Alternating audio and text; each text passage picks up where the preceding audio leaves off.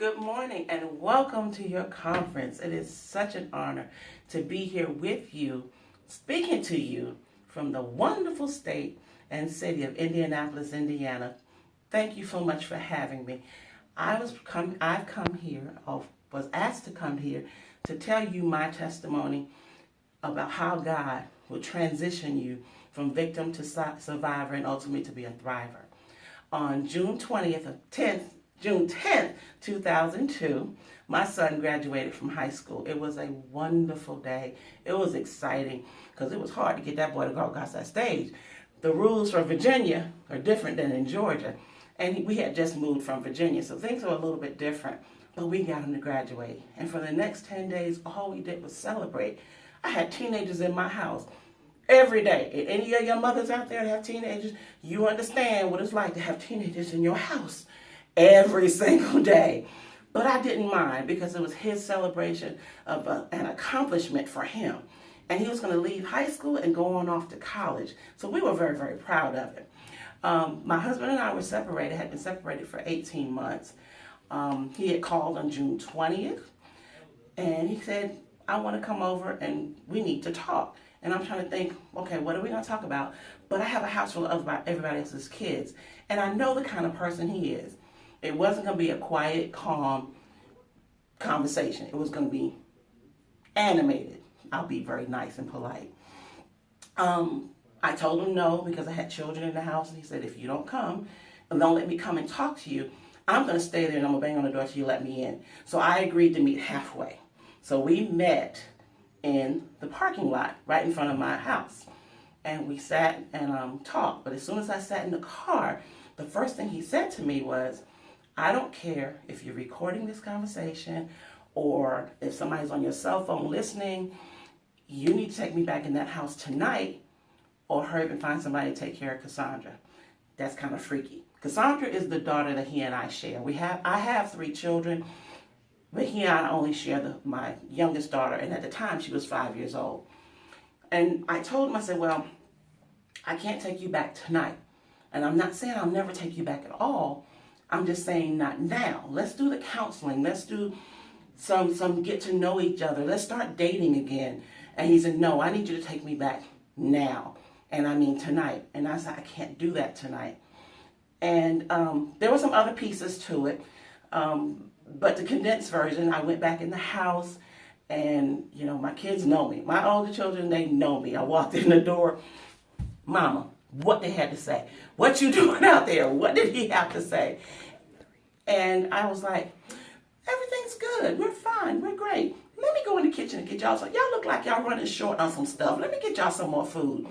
I was so thankful that another adult was in the house because they followed me into the kitchen and I was literally trembling. I was shaking, trying to get myself back under composure.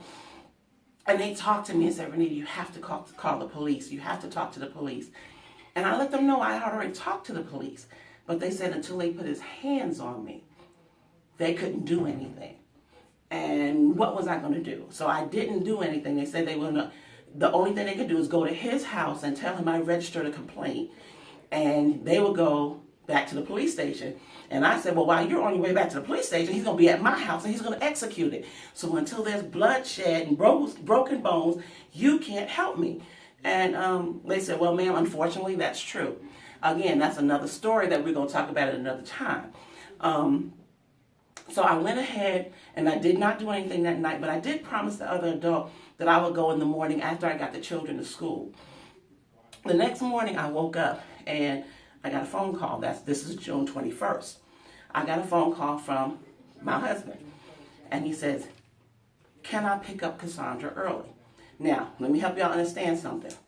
I said yes. And the reason why I said yes, because I never, ever, ever stopped him from seeing his daughter. What he and I had problems with is between him and I. Him and his daughter, I never stopped him from seeing his daughter. So if he wanted to pick her up early or keep her late or have an extra day of visitation, no problem. So for him to call and tell me that he wanted to pick her up early was not a problem for me. So he came over. I brought my daughter down, put her in his lap, went upstairs, got clothes, and I turned to my left to sit down and watch this wonderful daddy-daughter moment Y'all know what I'm talking about. You see daddy and daughter fumbling on how to put on the dress and the socks and the shoes. I'm sitting there thinking I'm going to enjoy this wonderful daddy-daughter moment. So I turn to the left and sit on the sofa, and that's the last conscious thought that I remember. My 5-year, I woke up 3 days later in the hospital with 13 stab wounds and 150 staples and stitches holding my body together. I got 4 stab wounds to my chest. 2 of the stab wounds punctured my lungs and they both collapsed. I had one right across my face here. One went straight down the middle of my face. He slammed my face into the wall twice, so this side of my face had to have reconstructive surgery. I have a slice down my shoulder, one down my spine where the doctor said if he had angled it any differently, it would have hit my spine. I could have been paralyzed. I had my hand sliced open. My head was split open from the base to the crown of my head. And all this because I had the nerve to say no. What made me think I had the right to tell anybody no? But that's not the end of my story. That's not the end of my story. There's so much more that's encumbered in this. But I only have my time. The person recording this is showing their fingers on how much time I have left. So I'm going to go ahead and fast forward a little bit. I got out of the hospital in a week. I got mad with God for a year. And I told God, I don't want to have nothing to do with him. Don't talk to me. And I don't want to have anything to say to him. And you know what? For some of y'all that said, oh, how dare you say that about God? Please know and understand, God ain't no punk. He is the ultimate Father. And just like you give your children grace when they go in their room and say, I don't want to talk to you no more, making me mad, I don't want to talk to you no more. God does the same thing for us. He gives us grace and he gives us mercy and he allows us to pout and to pout and to have an attitude. But at the end of that year, he said, okay, Renita, get off your wagon. You got work to do. And that work has to do with you. You ladies today is the reason why God allowed. He did not orchestrate it. He did not make it happen. But he allowed it to happen so that I can talk to you today. I don't know which one of you is in the audience that might need this right now, but he allowed me the opportunity to speak to you so that you know whatever the situation is in your home right now, he is a healer. He is a fixer. He can make it right, but you gotta give it to him. You gotta allow him to work. It's not your problem anyway. Please know and understand that I read the last chapter of the book and we are victorious. We just gotta walk this thing out. Is it going to be easy? Absolutely not. But in God, we can do all things. And he promised to never leave and never forsake us, that he would carry us if we just allow him to do his job.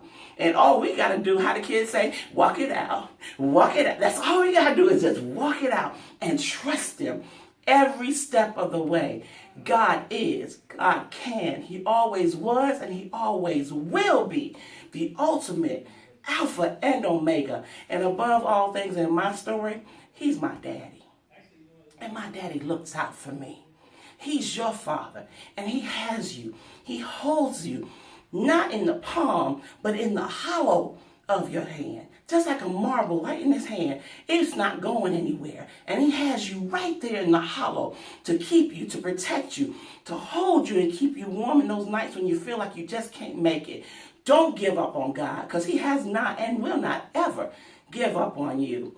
Okay, guys, I have to go. I got the ladies on the side telling me I got 1 minute left. So let me close with this one thing that I like to say. Number one, I want to let you know, I've written a book just for you ladies, Never Alone, Heartstrings of a Sister. If you want a copy of this, just get with Cheryl, or you can go to the website, www.learn2loveyou.org, and we will get a copy of it for you. Thank you so much for listening, and please remember, beneath your skin and behind those beautiful eyes is a beautiful, wonderful you. God loves you. You need to learn to love you too. God bless you and have a great one. Good night.